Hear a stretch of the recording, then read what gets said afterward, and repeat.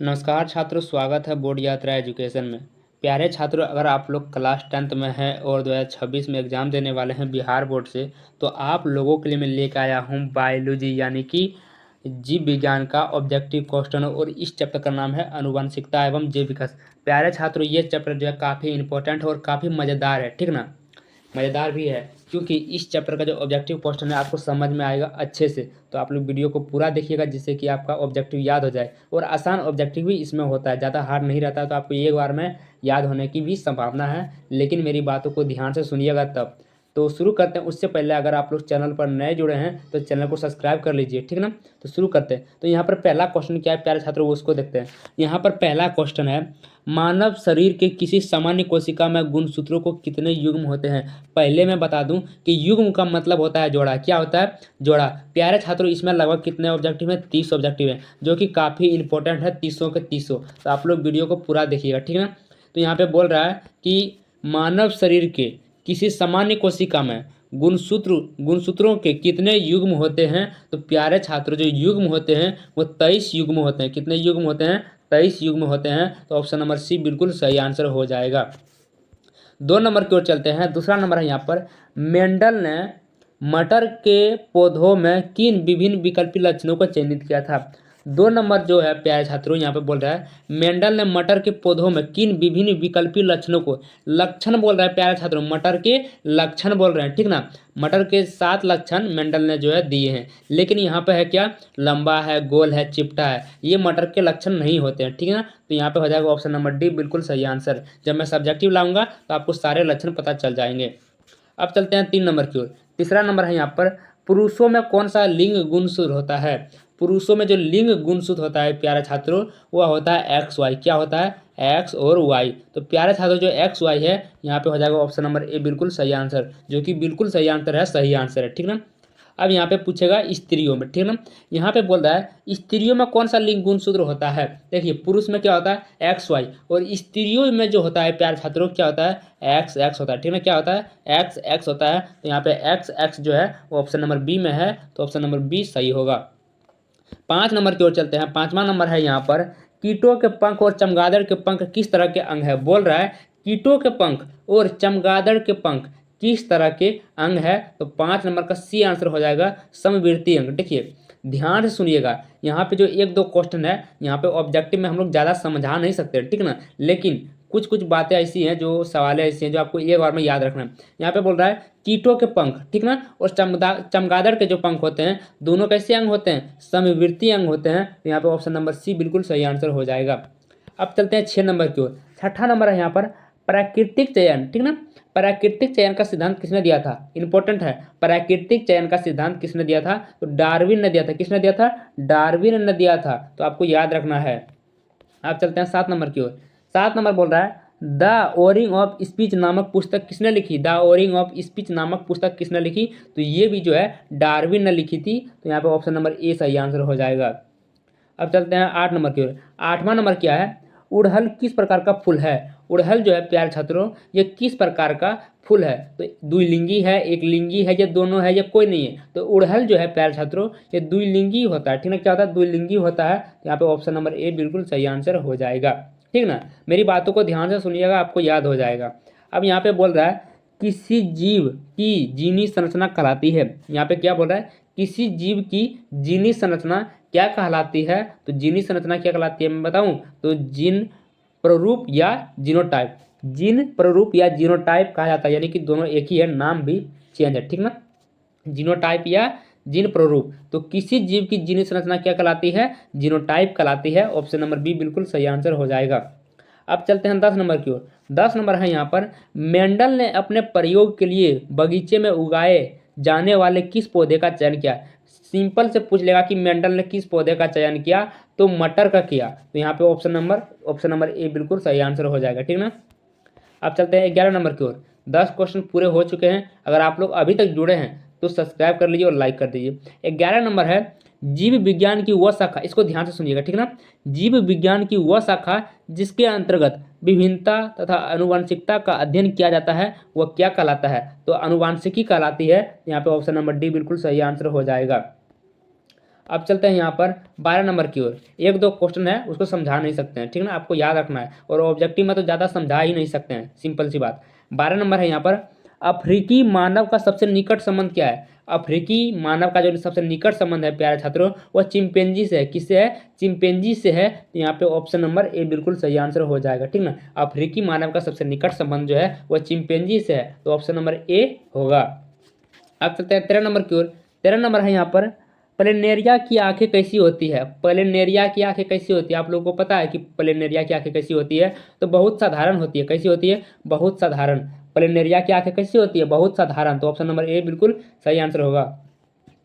14 number है यहाँ पर, गुणसूत्र बने होते हैं। प्यारे छात्रों, आप लोग गुणसूत्र नाम सुने अभी, ठीक ना, पहले दूसरे क्वेश्चन में आप लोग गुणसूत्र के बारे में जाने, लेकिन गुणसूत्र बने होते हैं। गुणसूत्र किससे बने होते हैं? तो गुणसूत्र जो है वो डीएनए तथा प्रोटीन से बने होते हैं। किससे बने होते हैं? डीएनए तथा प्रोटीन से बने होते हैं गुणसूत्र। तो यहाँ पे ऑप्शन नंबर सी होगा। अब चलते हैं 15 नंबर की ओर। 15 नंबर है, जीन शब्द किसने प्रस्तुत किया? जो जीन का मतलब होता है प्यारे छात्रों, वो लक्षण होता है, ठीक ना। आपके दादाजी से लक्षण जो आया है वो पिताजी में आया, ठीक ना। पिताजी से लक्षण जो है आप में आया, लेकिन वो किसके द्वारा आया? जीन के द्वारा लक्षण आया, ठीक ना। पिताजी से आप में लक्षण आया जीन के द्वारा। तो जीन शब्द किसने प्रस्तुत किया, यानी कि जीन शब्द किसने दिया? तो जॉनसन ने दिया। किसने दिया? जॉनसन ने। तो यहाँ पे ऑप्शन नंबर सी सही होगा। क्वेश्चन को समझिए, ठीक ना। अब चलता है 16 नंबर की ओर। 16 नंबर बोल रहा है, गुणसूत्र कहाँ पाए जाते हैं? क्या बोल रहा है? गुणसूत्र कहाँ पाए जाते हैं? तो सिंपल सा आंसर है कि कोशिका, ऊतक, केंद्रक, या सभी में। तो गुणसूत्र जो होते हैं प्यारे छात्रों, वो केंद्रक में पाए जाते हैं। कहाँ पाए जाते हैं? केंद्रक में। तो यहाँ पे ऑप्शन नंबर सी बिल्कुल सही आंसर होगा। प्यारे छात्रों, कमेंट बताइएगा कि समझ में आया कि नहीं। अगर समझ में आया तो हाँ लिखिएगा, नहीं आया तो नो लिखिएगा, ठीक ना। 17 नंबर है यहाँ पर, समजात अंगों के उदाहरण है। यहाँ पे समजात, आगे आप लोग पढ़े होंगे समवृत्ति अंग, ठीक ना। जो कीटों के पंख थे वो चमगादड़ के पंख थे। कैसे पंख थे? समवृत्ति पंख थे, ठीक ना, समवृत्ति अंग थे। और यहाँ पे कैसा है? समजात अंगों के उदाहरण पूछ रहे हैं। तो यहाँ पे पहला क्वेश्चन, जो पहला ऑप्शन है यहाँ पे बोल रहा है हमारे हाथ, ठीक ना, यानी मानव के हाथ, या कुत्ते के अग्रपाद, जो कुत्ते के दोनों आगे वाला पाँव होता है, ठीक ना। अब बोल रहा है हमारे दांत तथा हाथी के दांत, हमारे दांत तथा हाथी के दांत। अब बोल रहा है आलू या घास के ऊपरी भुस्तारी। तो प्यारे छात्रों, जो समजात अंग है ये तीनों है। क्या है? तीनों अंग है। तो यहाँ पे ऑप्शन नंबर डी बिल्कुल सही आंसर हो जाएगा। अब चलते हैं 18 नंबर की ओर। 18 नंबर है यहाँ पर, निम्नलिखित में से कौन एक उभयलिंगी जंतु है? उभयलिंगी जंतु के अगर आप लोग सुनेंगे तो यहाँ पे मछली, शेर, बकरी ये नहीं होता है। उभयलिंगी जो होता है वो केचुआ होता है। क्या होता है? केचुआ होता है। अब केचुआ अगर आप लोग को समझ में नहीं आ रहा है तो आप लोग, हम लोग तो गांव वाले हैं, तो अगर केचुआ समझ में नहीं आ रहा है तो आप लोग जोगटी सुने होंगे, ठीक है ना। क्या सुने होंगे? जोगटी, जो खेतों में रहते हैं, आप लोग देखे होंगे। बस केचुआ नाम सुन के थोड़ा सा अचानक हो गए होंगे कि केचुआ क्या है। तो केचुआ वही है जिसे हम लोग जोगटी बोलते हैं। तो उभयलिंगी होती है वो। तो यहाँ पे ऑप्शन नंबर ए बिल्कुल सही आंसर होगा। अब चलते हैं यहाँ पर 19 नंबर। 19 नंबर है यहाँ पर, जीवन उत्पत्ति, ठीक ना, जीवन उत्पत्ति के समय पृथ्वी का वातावरण कैसा था? जब हम लोग का जीवन उत्पत्ति हुआ तो पृथ्वी का उस समय वातावरण कैसा था वो पूछ रहा है, ठीक ना। तो अपचायक था। कैसा था? अपचायक। ऑप्शन नंबर यहाँ पे बी बिल्कुल सही आंसर होगा। 20 नंबर है यहाँ पर, प्राकृतिक चुनाव द्वारा जीवों का विकास कहलाता है। प्राकृतिक चुनाव द्वारा जीवों का विकास कहलाता है। तो क्या कहलाता है? डार्विनवाद कहलाता है। आपको याद रखना है, जब प्राकृतिक का चुनाव होने लगा तो उस जीवों का विकास क्या कहलाता है? डार्विनवाद कहलाता है। अब चलते हैं 21 नंबर की ओर। प्यारे छात्रों, 20 क्वेश्चन हो गए हैं। अगर आप लोग अभी तक सब्सक्राइब नहीं किए हैं तो कर लीजिए। 21 नंबर है, निम्नलिखित में किसे अनुवांशिकी का पिता कहा जाता है? बोल रहा है अनुवांशिकी का पिता किसे कहा जाता है? आप लोग को पता है अनुवांशिकी का पिता जो है वह चार्ल्स डार्विन को, ग्रेगर जॉन मेंडल को, लामार्क को, वाइसमान को। तो प्यारे छात्रों, जो अनुवांशिकी का जो पिता कहा जाता है उसे 21 नंबर का हो जाएगा यहाँ पे ग्रेगर जॉन मेंडल। यानी सिंपल में अगर मेंडल भी रहा तो आप लोग को टिक कर देना है। ऑप्शन नंबर यहाँ पे बी बिल्कुल सही आंसर होगा। यानी मेंडल का पूरा नाम क्या है? Gregor John Mendel. अब चलते हैं 22 नंबर की ओर। 22 नंबर है यहाँ पर, उपार्जित लक्षणों का वंशागति सिद्धांत किसने प्रतिपादित किया?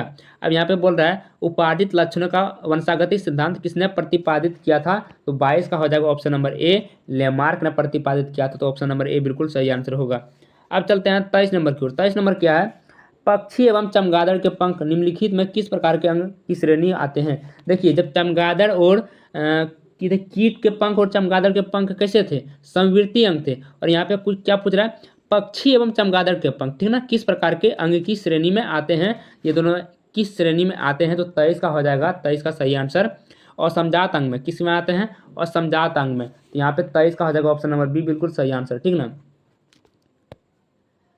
24 नंबर है यहाँ पर, निम्नलिखित में कौन स्त्रियों में पाया जाने वाला लिंग क्रोमोसोम का जोड़ा है। देखिए जो स्त्री में पाया जाता है और पुरुष में पाया जाता है, दोनों में अलग अलग पाया जाता है लिंग क्रोमोसोम, ठीक ना। तो यहाँ पे जो स्त्रियों में पाया जाता है वह XX पाया जाता है। क्या पाया जाता है, XX, यानी कि ऑप्शन नंबर ए बिल्कुल सही आंसर होगा। और यहाँ पे है 25 नंबर, मानव में ऑटोसोम की संख्या क्या होती है, ठीक ना। देखिए क्रोमोसोम की संख्या क्या होती है, 23 जोड़ी होती है, ठीक ना, यानी कि 46। और मानव में ऑटोसोम की संख्या क्या होती है, तो मानव में जो है प्यारे छात्रों 25 का हो जाएगा ऑप्शन नंबर ए 22 जोड़ी, ठीक ना, 22 जोड़ी होती है, यानी कि 44। अब यहाँ 26 नंबर है यहाँ पर, मनुष्य में लिंग निर्धारण करता है। मनुष्य में लिंग निर्धारण कौन करता है, ऑटोसोम, लिंग क्रोमोसोम, या दोनों करते हैं। तो मनुष्य में लिंग निर्धारण जो करता है प्यारे छात्रों, वह लिंग क्रोमोसोम करते हैं। कौन करते हैं, लिंग क्रोमोसोम। तो ऑप्शन नंबर बी बिल्कुल सही आंसर होगा। कुछ क्वेश्चन और बचे हैं, पूरा देख लीजिए जिससे कि आपका ऑब्जेक्टिव पूरा हो जाए। 27 नंबर है, मानव युग्मक में गुणसूत्र की संख्या होती है। मैंने युग्मक का बताया था कि जोड़ा, ठीक ना, युग्मक मतलब होता है जोड़ा। तो यहाँ पे मानव युग्मक में गुणसूत्र की संख्या कितनी होती है, 23 होती है प्यारे छात्रों, ठीक है ना। गुणसूत्र की बारी आए तो 23 जोड़ा, यानी संख्या पूछे तो 46। अब चलते हैं 28 नंबर की ओर। 28 नंबर है यहाँ पर, मेंडल ने अपने प्रयोग में किस पौधे का चयन किया था। सिंपल सी बात है, मेंडल ने मटर के पौधे का चयन किया था। तो यहाँ पे ऑप्शन नंबर ए होगा। अब चलते हैं 29 नंबर, ठीक ना। 29 नंबर काफ़ी इंपॉर्टेंट है। बोल रहा है मानव शरीर में लगभग कितने जीन होते हैं, जो जीन लक्षण लाते हैं। तो मानव शरीर में कितने जीन होते हैं प्यारे छात्रों, ठीक ना। यहाँ पे बोल रहा है कितने जीन होते हैं, तो 30,000 से 40,000 तक जीन होते हैं, ठीक ना। कितने होते हैं, 30,000 से लेके 40,000 तक जीन होते हैं मानव शरीर में। तो यहाँ पे ऑप्शन नंबर बी होगा ना। अब चलते हैं लास्ट क्वेश्चन प्यारे छात्रों, जो कि इंपॉर्टेंट है, काफ़ी इंपॉर्टेंट है और आपको याद रखना है, जिंदगी भर ये याद रखना है, ये नहीं कि एग्जाम दे दिए तो भूल गए, आपको याद रखना है। यहाँ पे बोल रहा है बच्चे के लिंग, ठीक ना, बच्चे के लिंग का निर्धारण किस गुणसूत्र पर निर्भर करता है, ठीक ना। पिता के X गुणसूत्र पर, पिता के X गुणसूत्र पर, या माता के Y गुणसूत्र पर। माता का तो Y गुणसूत्र होता ही नहीं है, यानी कि बी सिंपल से कट हो जाएगा। ऑप्शन नंबर सी है पिता के Y गुणसूत्र पर, ठीक ना। अब यहाँ पे बच्चे के लिंग का निर्धारण किस गुणसूत्र पर होता है, तो यहाँ पे हो जाएगा ऑप्शन नंबर सी। क्या हो जाएगा, ऑप्शन नंबर सी, पिता के Y गुणसूत्र पर, ठीक ना। क्योंकि पिता का जो क्रोमोसोम होता है वो मतलब यहाँ पे होता है XY होता है, ठीक ना। अगर मान लीजिए Y नहीं रहा तो सिंपल में लड़की हो जाएगी, अगर Y रहा तो लड़का हो जाएगा। इसलिए पिता का Y गुणसूत्र जो है वह मतलब रखता है कि कौन होगा, लड़का या लड़की, ठीक ना। तो प्यारे छात्रों, अंत तक बने रहने के लिए धन्यवाद। इसी तरह जुड़ते रहिए बोर्ड यात्रा एजुकेशन से, जिससे हनुमान बैच के साथ आपकी तैयारी हो सके और 2026 में आप लोग टॉपर हो जाएं। धन्यवाद।